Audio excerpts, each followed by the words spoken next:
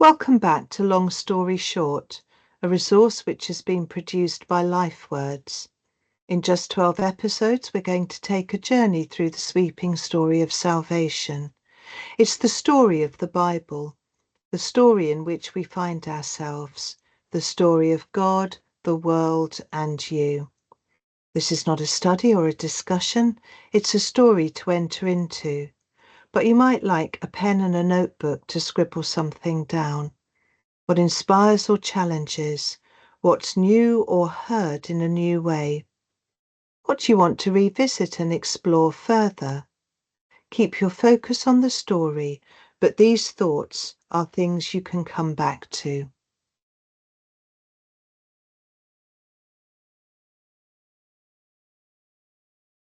Intrigued by this rabbi, drawn by the miracles and wonders, Jesus' band of followers are waiting for him to make his move, ready for the revolution. When Jesus and his disciples were near the town of Caesarea Philippi, he asked them, "What do people say about the Son of Man?"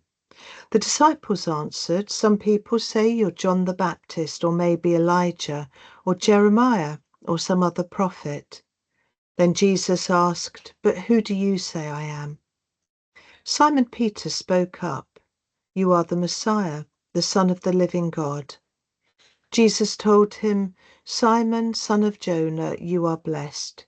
You didn't discover this on your own. It was shown to you by my Father in heaven. So I will call you Peter, which means a rock. On this rock I will build my church, and death itself will not have any power over it.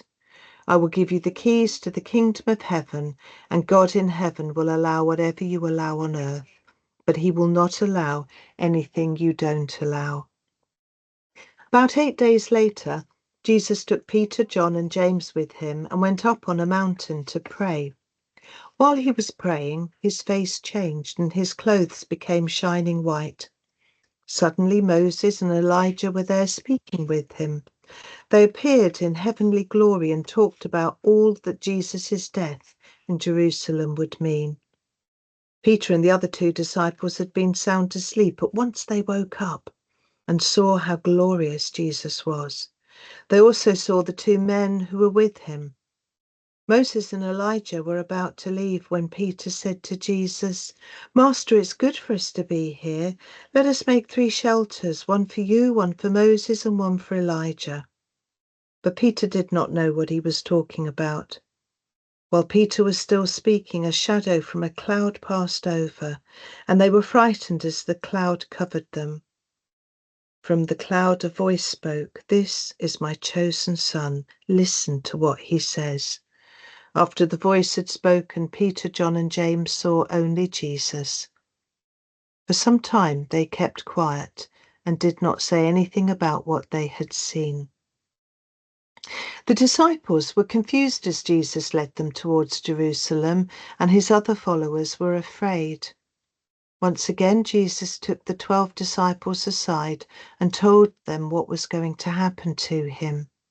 He said, "We're now on our way to Jerusalem, where the Son of Man will be handed over to the chief priests and the teachers of the law of Moses. They will sentence him to death and hand him over to foreigners who will make fun of him and spit on him. They will beat him and kill him. But 3 days later, he will rise to life." When Jesus had finished saying all of this, he went on toward Jerusalem. As he was getting near Bethphage and Bethany on the Mount of Olives, he sent 2 of his disciples on ahead. He told them, "Go to the next village where you will find a young donkey that has never been ridden. Untie the donkey and bring it here. If anyone asks why you're doing this, just say, 'The Lord needs it.'" They went off and found everything just as Jesus had said. While they were untying the donkey, its owners asked, "Why are you doing that?" They answered, "The Lord needs it." Then they led the donkey to Jesus. They spread some of their clothes on its back and helped Jesus get on. As he rode along, the people spread clothes on the road in front of him. When Jesus started down the Mount of Olives, his large crowd of disciples were happy and praised God because of all the miracles they had seen. When Jesus came closer and could see Jerusalem, he cried and said, "It is too bad that today your people don't know what will bring them peace. Now it is hidden from them. Jerusalem, the time will come when your enemies will build walls around you to attack you. Armies will surround you and close in on you from every side. They will level you to the ground and kill your people. Not one stone in your buildings will be left on top of another. This will happen because you did not see that God had come to save you." When Jesus entered the temple, he started chasing out the people who were selling things. He told them, "The scriptures say my house should be a place of worship, but you've made it a place where robbers hide." Each day Jesus kept on teaching in the temple. So the chief priests and the teachers of the law of Moses and some other important people tried to have him killed, but they couldn't find a way to do it because everyone else was eager to listen to him. Jesus taught in the temple each day, and he spent each night on the Mount of Olives. Everyone got up early and came to the temple to hear him teach. Jesus and his disciples returned to Jerusalem, and as he was walking through the temple, the chief priests, the nation's leaders, and the teachers of the law of Moses came over to him. They asked, "What right do you have to do these things? Who gave you this authority?" Jesus asked, "I have just one question to ask you. If you answer it, I will tell you where I get the right to do these things. Who gave John the right to baptize? Was it God in heaven or merely some human being?" They thought it over and they said to each other, "We can't say that God gave John this right. Jesus will ask us why we don't believe John. On the other hand, these people think that John was a prophet, so we can't say it was merely some human who gave John the right to baptize." They were afraid of the crowd and told Jesus, "We don't know." Jesus replied, "Then I won't tell you who gave me the right to do what I do." One of the teachers of the law of Moses came up while Jesus and the Sadducees were arguing. When he heard Jesus give a good answer, he asked him, "What is the most important commandment?" Jesus answered, "The most important one says, 'People of Israel, you have one Lord and God, only one. You must love him with all your heart, soul, mind, and strength.' The second most important commandment says, 'Love others as much as you love yourself.' No other commandment is more important than these." The festival of thin bread, also called Passover, was near. The chief priests and the teachers of the law of Moses were looking for a way to get rid of Jesus because they were afraid of what the people might do. Then Satan entered the heart of Judas Iscariot, who was one of the 12 apostles. Judas went to talk with the chief priests and the officers of the temple police about how he could help them arrest Jesus.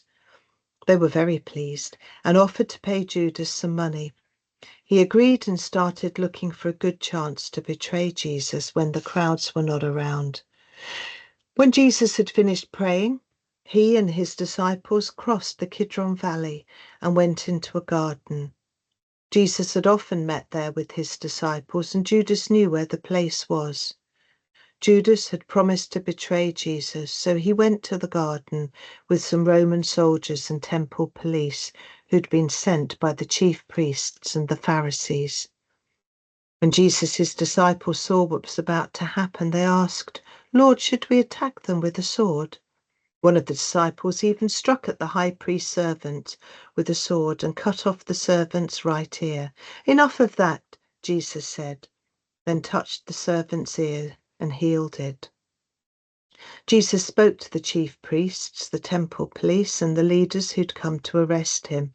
He said, "Why do you come out with swords and clubs and treat me like a criminal? I was with you every day in the temple and you didn't arrest me." But this is your time, and darkness is in control. But all this happened so that what the prophets wrote would come true.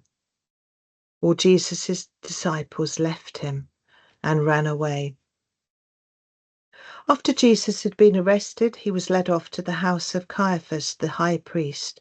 The nation's leaders and the teachers of the law of Moses were meeting there. But Jesus did not answer.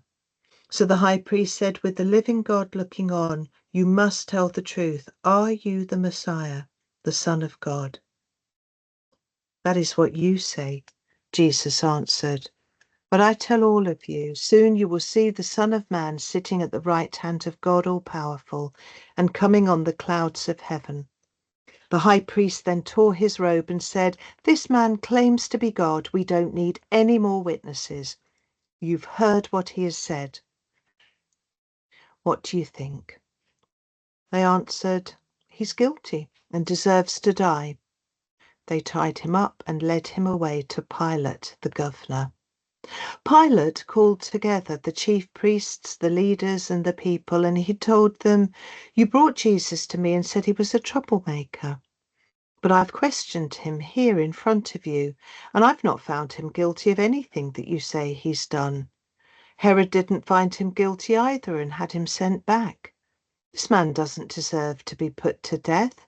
I will have him beaten with a whip and set free." But they kept shouting, "Nail him to a cross, nail him to a cross."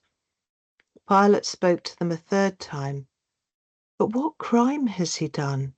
Have I not found him guilty? I have not found him guilty of anything for which he should be put to death. I will have him beaten with a whip and set free." The people kept on shouting as loud as they could for Jesus to be put to death. Finally, Pilate gave in. 2 criminals were led out to be put to death with Jesus. When the soldiers came to the place called the Skull, they nailed Jesus to a cross. They also nailed the 2 criminals to crosses, one on each side of Jesus. Jesus said, "Father, forgive these people. They don't know what they're doing." While the crowd stood there watching Jesus, the soldiers gambled for his clothes. The leaders insulted him by saying, "He saved others, now he should save himself if he really is God's chosen Messiah." One of the criminals hanging there also insulted Jesus by saying, "Aren't you the Messiah? Save yourself and save us." But the other criminal told the first one off. "Don't you fear God? Aren't you getting the same punishment as this man? We got what was coming to us, but he didn't do anything wrong." Then he said to Jesus, "Remember me when you come into power." Jesus replied, "I promise that today you will be with me in paradise." Around noon, the sky turned black and stayed that way until the middle of the afternoon. The sun stopped shining and the curtain in the temple split down the middle. Jesus shouted, "Father, I put myself into your hands." Then he died. When the Roman officer saw what had happened, he praised God and said, "Jesus must really have been a good man." A crowd had gathered to see the terrible sight. And after they'd seen it, they felt broken-hearted and went home. That evening, a rich disciple named Joseph from the town of Arimathea went and asked for Jesus' body. Pilate gave orders for it to be given to Joseph, who took the body and wrapped it in a clean linen cloth. Then Joseph put the body in his own tomb that had been cut into solid rock and had never been used. He rolled a big stone against the entrance to the tomb and went away. How quickly things fall apart. How fragile even the best of us turn out to be. His disciples scattered. Jesus, the long-awaited Saviour, fails. The revolution is over. And we are here, full of doubt, confusion, and questions.